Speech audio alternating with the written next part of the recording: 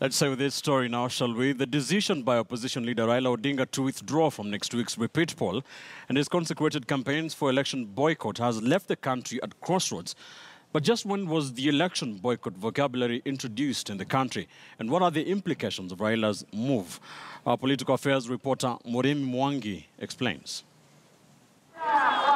The politics of election boycott dates back to the first Kenyan multi-party elections of 1992, when then opposition figureheads, including future President Mwai Kibaki and the late Jaramogi Odinga, threatened to lead their supporters to boycott the polls, demanding electoral reforms. Once Section 2A was withdrawn, allowing for multipartyism, people thought that was enough. But there were sufficient voices in the country that felt that wasn't enough, that Moi would still.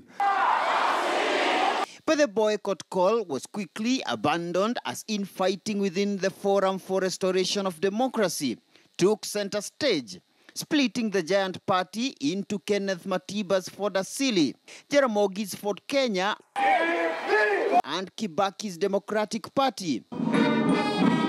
A serious blunder that handed Moi an easy win of only 36% of the votes.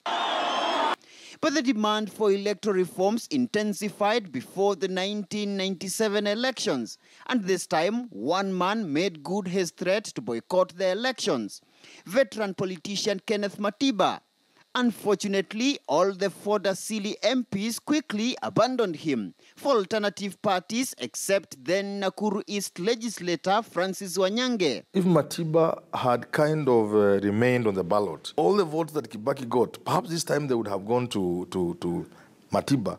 And then if he remained with the likes of Shikuku and gotten a bit of Western Province, he stood a higher chance than Kibaki. But then, like I've said, there were also health issues and other dynamics. Fast forward to 20 years later, and opposition leader Raila Odinga has announced withdrawal from next week's repeat presidential poll, alongside his running mate Kalonzo Musyoka. Good afternoon. Is it afternoon? A move that has put electoral body IEBC at crossroads and pushed the country to the edge of a political crisis.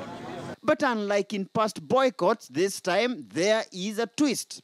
A court of law will rule whether Odinga should be barred from quitting next week's election, in a verdict to be delivered by Justice Chacha Mwita on Tuesday next week, in a petition filed by Jubilee-inclined Pokot South MP David Kosing, even as debate continues on whether Odinga and Kalonzo ought to fill Form 24A to actualize their withdrawal from the poll. That form is an idea of people who are still in denial, who refused to accept that this withdrawal has taken place. What worries me is not even having an election on 26.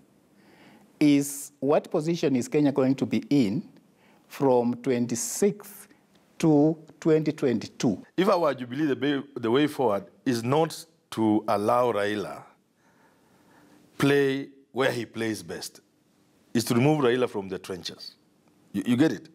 Because he wants to create a state of rebellion in the country.